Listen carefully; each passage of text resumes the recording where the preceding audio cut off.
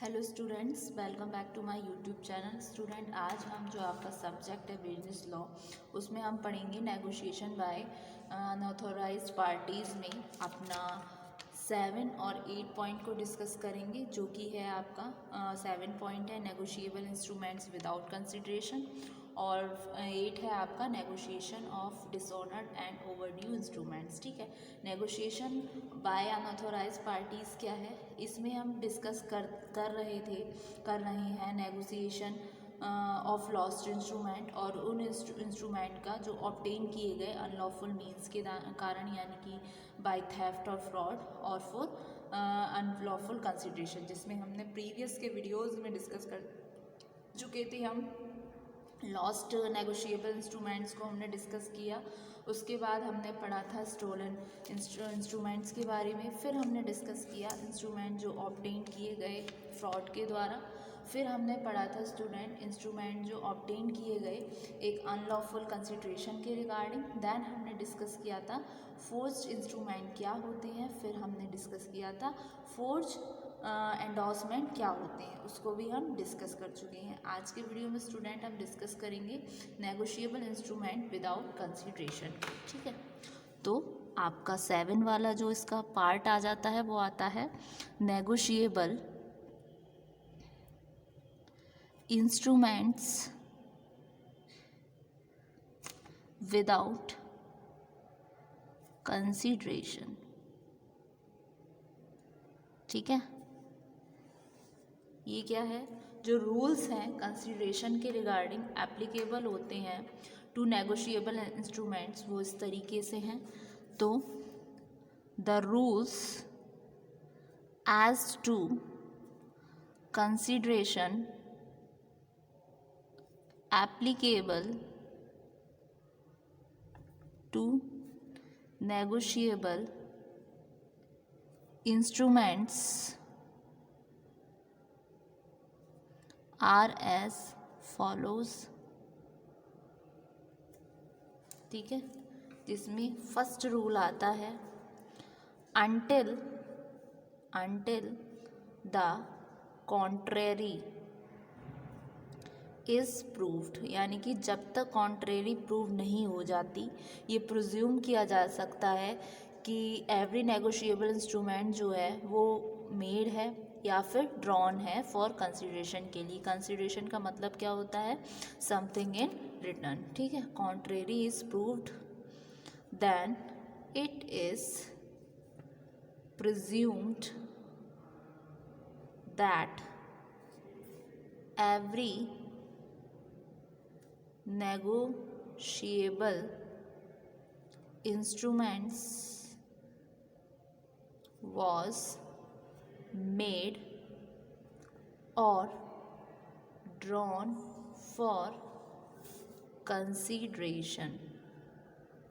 ठीक है, एक ये रूल हुआ। फिर सेकंड रूल आता है स्टूडेंट आपका कि जो डिफेंस ऑफ एब्सेंस है या फिर फेलियर ऑफ कंसिडरेशन अवेलेबल होगा जब पार्टीज़ के बीच में इमीडिएट रिलेशनशिप होगा एक दूसरे के साथ।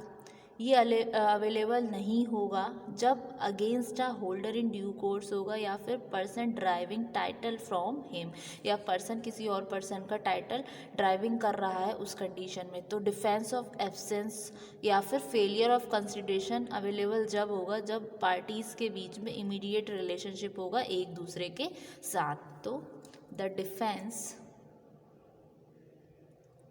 Of absence or failure of consideration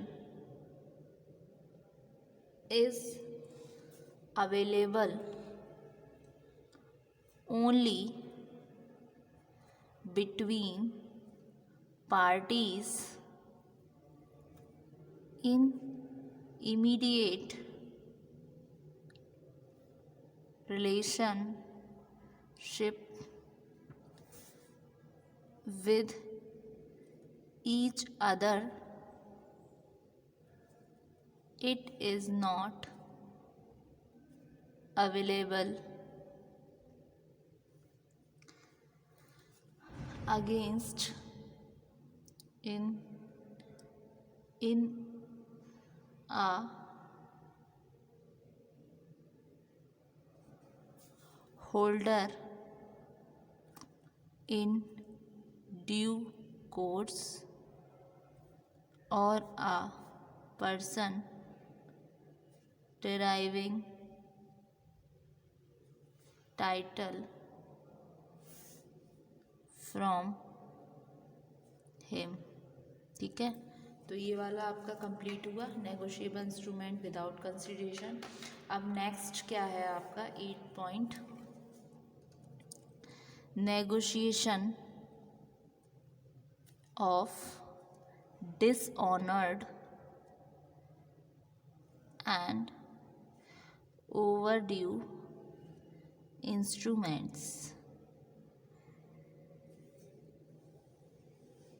ठीक, डिसऑनर्ड एंड ओवरड्यू इंस्ट्रूमेंट जो हैं वो नेगोशिएटेड हो सकते हैं, बट जो ट्रांसफरी है इस इंस्ट्रूमेंट का वो अक्वायर्ड होता है, उस पर अक्वायर्ड इट आफ्टर डिसऑनर ही, ये मतलब डिसऑनर के बाद, वेदर बाय नॉन एक्सेप्टेंस और नॉन पेमेंट विद नोटिस। ठीक है, या फिर after maturity, is not a holder in due course and his title will not be better than that of his transfer. तो इस सिचुएशन में इस तरीके का होल्डर जो है वो रिकवर करेगा केवल जब उसका इमीडिएट प्रेसिडिंग पार्टी होगी इन केस ऑफ डिसऑनर, और not from any prior party like a holder in due course. ठीक है, तो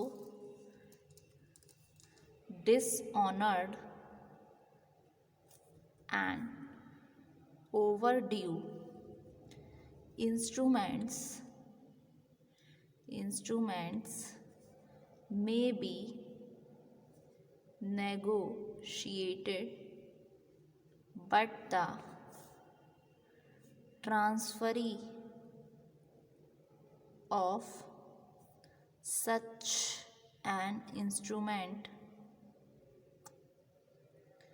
who has acquired it after dishonor, whether by non-acceptance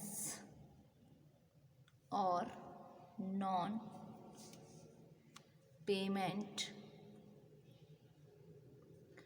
with notice। ठीक है, और after maturity is not a holder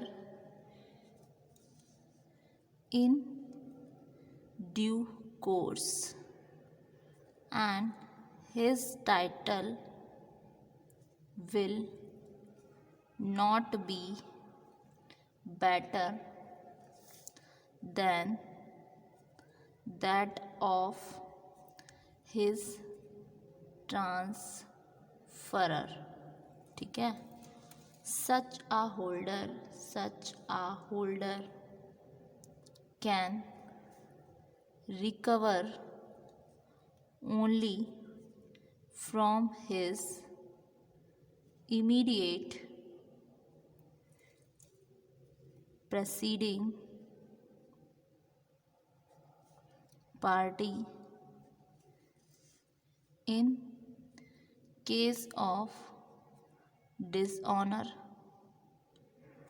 and not from any prior party like a holder in due course। ठीक है, जो case होता है आपके अकोमोडेशन बिल और नोट का वो इससे डिफरेंट होता है, और जो प्रोविज़न होता है सेक्शन 59 का वो इस बात को लेस डाउन करता है कि कोई पर्सन जिसकी गुड फेथ है कंसिडरेशन के लिए वो होल्डर बन जाता है after maturity, of N accommodation, maturity के बाद जो अकोमोडेशन बिल ऑफ एक्सचेंज है और या फिर अकोमोडेशन है प्रोमिसरी नोट का, वो क्या होता है, वो हो जाता है holder in due course in the same way as a holder before maturity and can recover the amount of the bill or note from any prior party. ठीक है, तो ये हुआ आपका negotiation of dishonoured and overdue instrument. तो student एक बार इसको हम देखते हैं क्या है नेगोशिएशन बाय अनऑथोराइज्ड पार्टी में। Negotiable instrument without consideration. ठीक है, जो रूल्स है कंसिडरेशन एप्लीकेबल के वो एप्लीकेबल होते हैं नेगोशिएबल इंस्ट्रूमेंट में इस तरीके से। फर्स्ट आ रहा है रूल इसका, until is contrary is prove, जब तक ये प्रूव नहीं हो जाता तो ये प्रिज्यूम्ड किया जाता है कि जो प्रत्येक नेगोशिएबल इंस्ट्रूमेंट है वो वॉज मेड था और ड्रॉन था कंसिडरेशन के रिगार्डिंग, कंसिडरेशन के लिए। या फिर दूसरा रूल क्या है, जो डिफेंस होता है एब्सेंस का या फिर फेलियर ऑफ कंसिडरेशन अवेलेबल है जब केवल दो पार्टीज़ में इमीडिएट रिलेशनशिप हो एक दूसरे के साथ, ये अवेलेबल नहीं है against in holder in due course. ठीक है, फिर आता है आपका negotiation of dishonoured and overdue instrument. Dishonoured and overdue instrument में भी नेगोशिएटेड होते हैं, but the transferee of such an instrument who has acquire it after dishonour whether by non acceptance और नॉन पेमेंट विद नोटिस और after maturity. ठीक है, is not a holder in due course and his title will not be better than that of his transferor. ठीक, तो सच अ holder, ये holder क्या कर सकता है, रिकवर कर सकता है only from his immediate presiding party in case of dishonour and not from any prior party like a holder in due course. ठीक है, तो ये हुए आपके दो तरीके के और नेगोशिएशन बाय अनऑथोराइज्ड पार्टीज। तो एक बार इसको स्टूडेंट हम गो थ्रू करते हैं।